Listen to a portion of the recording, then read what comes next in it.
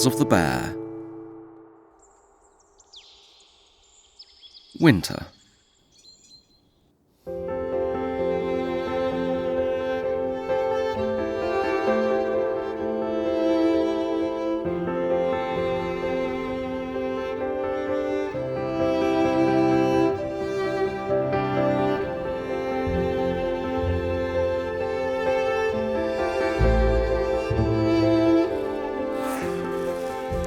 How about dropping everything and going to the Bieszczady Mountains? Can be heard here and there. Somewhere out there in the big cities, in the big blocks of flats, people sometimes talk to each other about how they have had enough of the city and they dream of getting away, of going to the Bieszczady Mountains.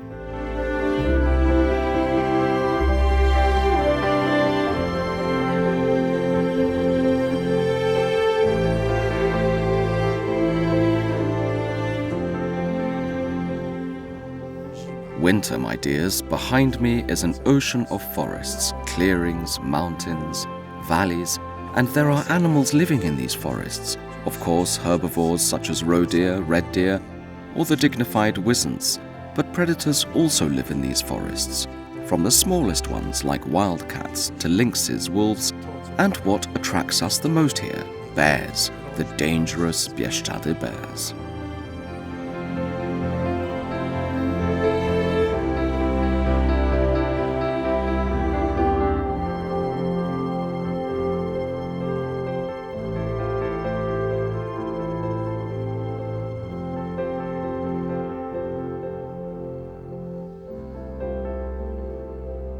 When the vast majority of bears in the Bieszczady and Carpathian mountains are sleeping somewhere cozily in ready-made lairs, but before they can get to sleep, they are forced to look for this cozy place. It is worth knowing how such a lair is created. Nothing happens by accident here. Usually they are old trees, in this case an old fir tree, well over 100 years old, which was once damaged somewhere here in the hollow part. First, insects penetrate the wood, followed by birds that peck at the wood, infecting it with fungi and causing its destruction. This takes years. It takes 50, 70, sometimes 80 years for the inside to decay and for the completely decomposed wood to fall out. And after some time, a bear looking for a cozy den will come and use its paw and with its massive claws will tear out the rest of the dead matter from the inside of this ancient fir tree, as well as stones and soil, somewhere here from the root influxes, and prepare a cozy, large, comfortable dwelling for the winter. And here, in a place where the Solinka and Wetlinka rivers murmur below, because this is where they meet, what could be better than falling asleep listening to the sound of the Bieszczady rivers?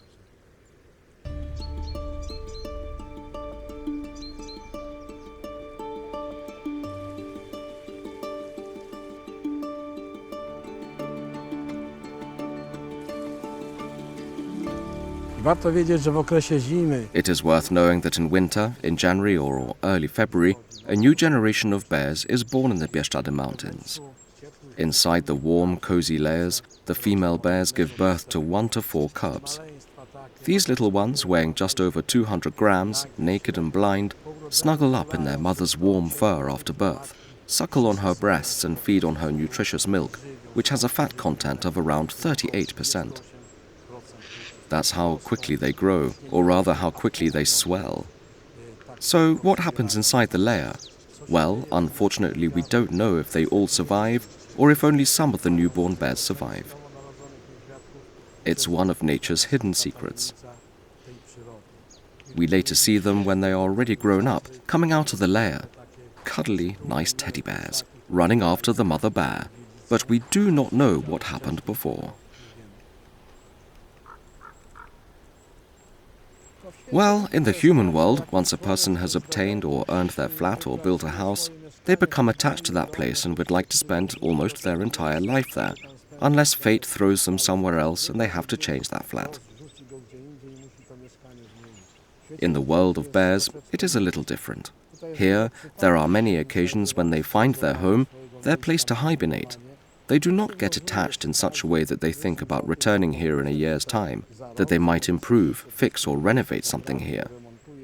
Somewhere, by chance, he will find another place to sleep, and there he may spend the next generation, or perhaps spend the winter with these year-old cubs.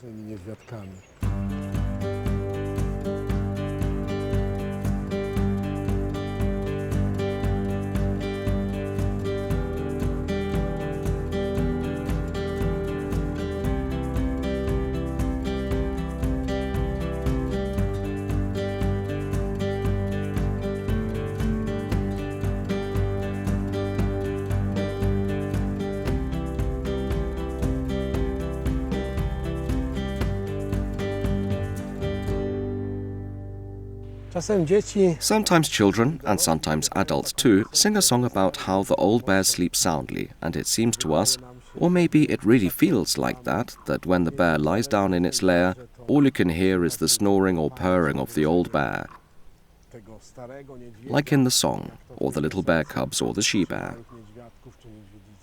It is not exactly as we imagine it. It is just a slowing down of this life cycle. There are observations that a bear leans out, sticking its head out of the lair. We have observations that a female bear, even when enchanted by the newly fallen first snow, tries to catch these flying snowflakes on its tongue. There are observations that a female bear will lick the water running down the bark of a fir tree. So we have the idea that this dream is so hard and long. Not at all.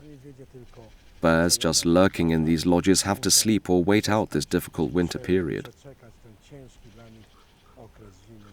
They don't go to sleep because their ears, paws and noses are freezing, but because this is the period when the food base is limited for them.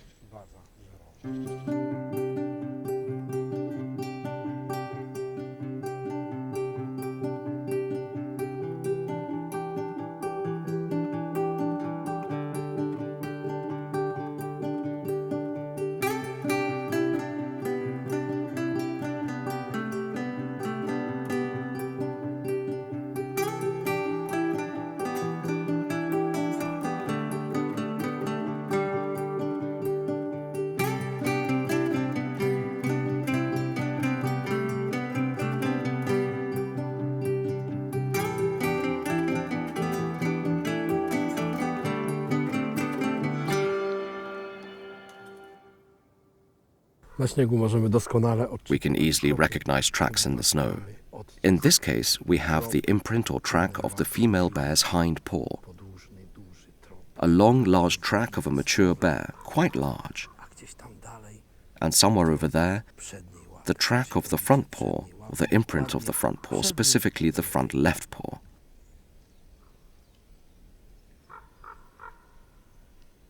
But there are also tracks of those little ones, one-year-old bear cubs.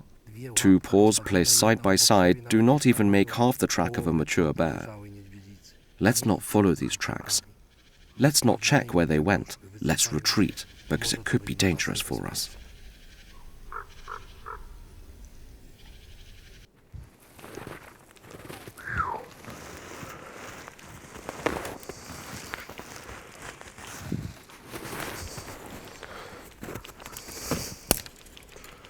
Tracks or traces, an eternal dilemma.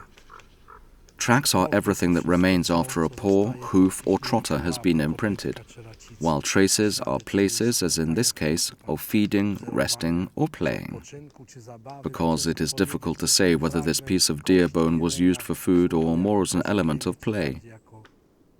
I think it was more of a plaything because there is not much you can do with a white bone like this.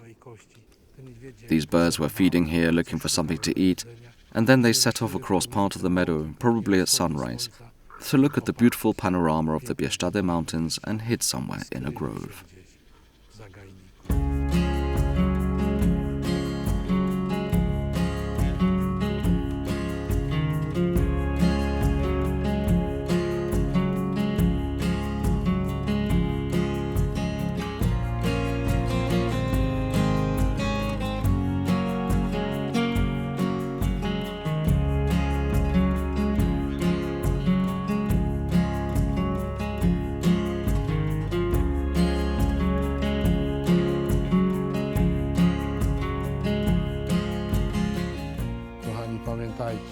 Dear friends, remember that not all bears fall asleep. There are some, like this gentleman here, for example, who, while crossing this cliff, slid down on his butt towards this road to walk along a road that had already been cleared of snow.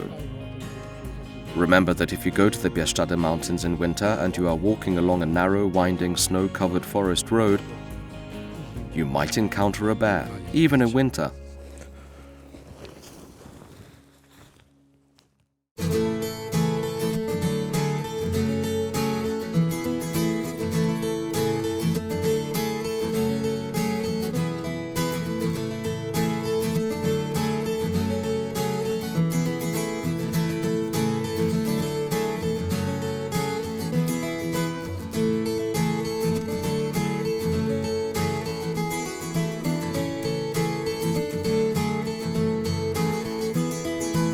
Leszek!